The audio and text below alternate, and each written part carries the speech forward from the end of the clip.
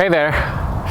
In this video I will speak about something that I care about a lot.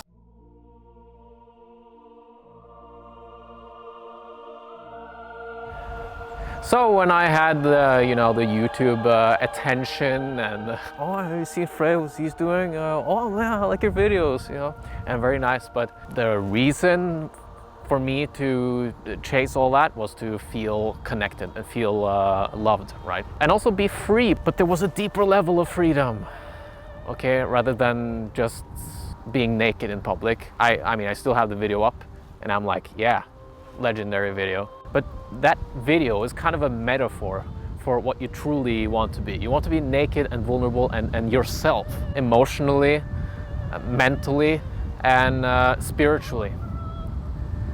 So that was my journey from 2014. Then I started reading books about enlightenment, okay, to be free of the identification with the mind, liberate myself from suffering. The suffering that most people have, in the background, wanting to be somewhere else, waiting, resisting. I wanted to be free of all that. Yeah, big goal. Okay, so I went pretty extreme in, and I read a very extreme book called Jed McKenna's Spiritual Enlightenment, The Damnedest Thing. Provocative book, but very entertaining and really motivating. Spiritual awakening is about discovering what's true. Anything that's not about getting to the truth must be discarded. Truth isn't an idea or a concept. It's not in libraries or in the words of sages. It doesn't come in a flash of insight or a peak experience. It's not a feeling of bliss or ecstasy. It's not in your heart or your mind. It's further. And over the next 2 years, more reading, more meditating, exploring what's happening in the body, my experience, the way I'm seeing things. Emotions were also important. Feel them, right? To dare to feel them. And to not take the mind so seriously. Whatever the mind was saying about the emotions, I would just let it talk and not take it so seriously. Just feel the body. Feel the senses. The skin, the air, seeing, hearing. All our senses, smelling, touching.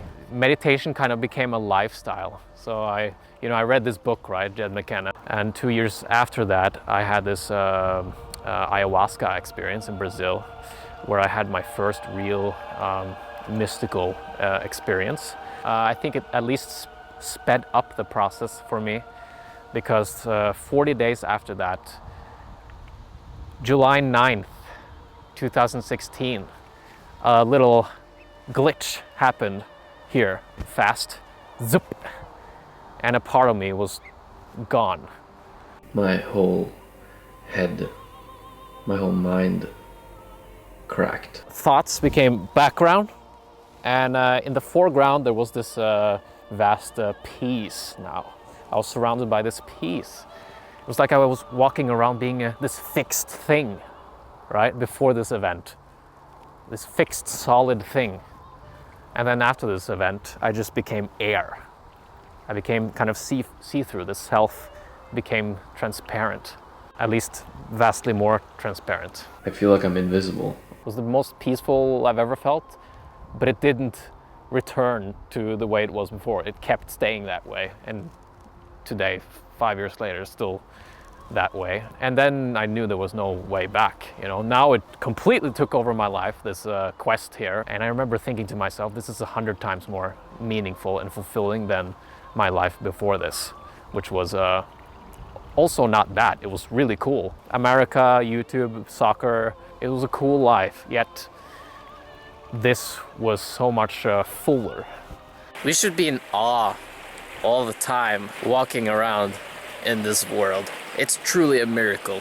And it keeps filling up, There's perhaps no end to this. But I do believe that there's an end to the identification mechanism, since I hear so many reports about it. It's relatively rare, but it's often enough to at least raise an eyebrow that one can become awakened.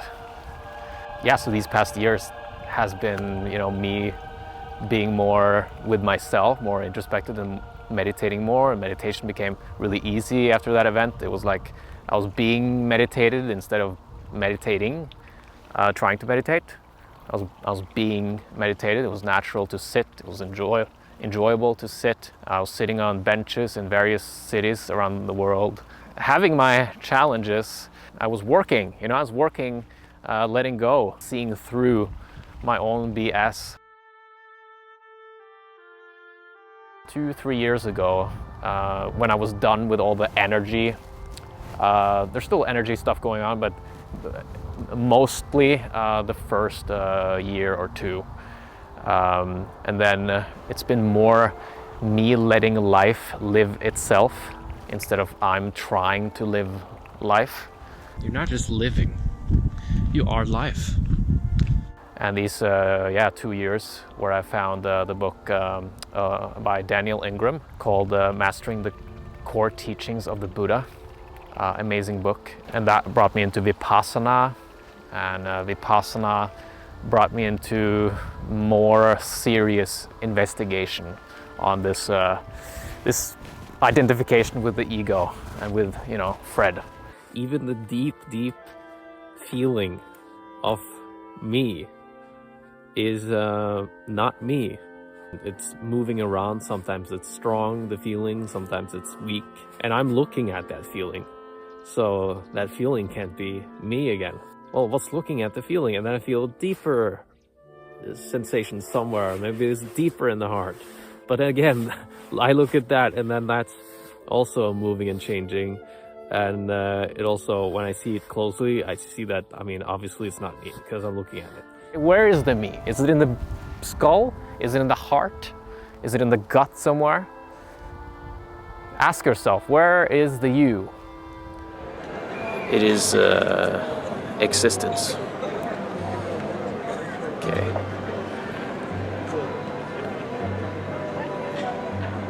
It's everywhere. It's everywhere.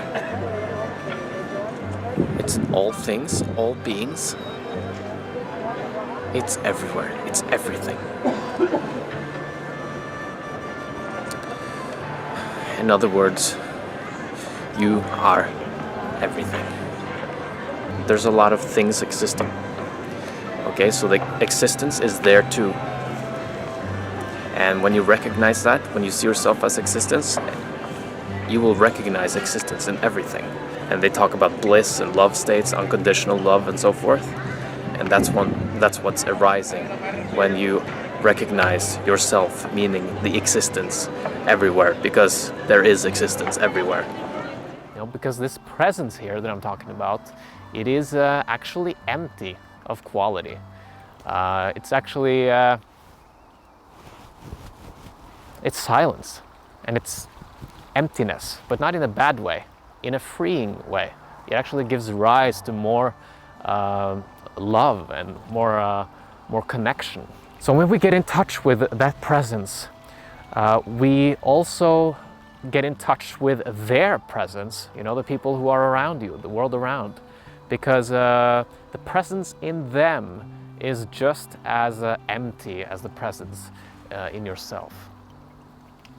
The list is endless of the benefits of that. You'll be more happy because you have a better relationship with life, you're more connected, right? You have less of that nagging mind telling you how stupid you are.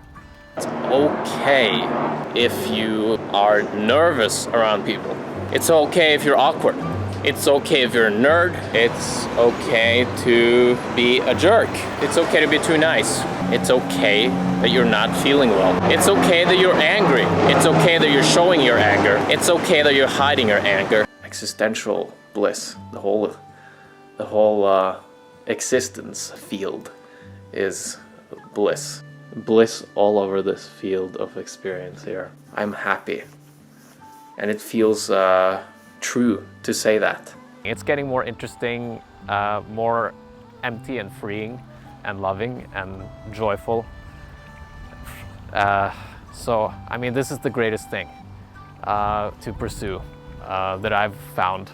This really knocks everything out of the park that I've previously searched for and wanted for in the past.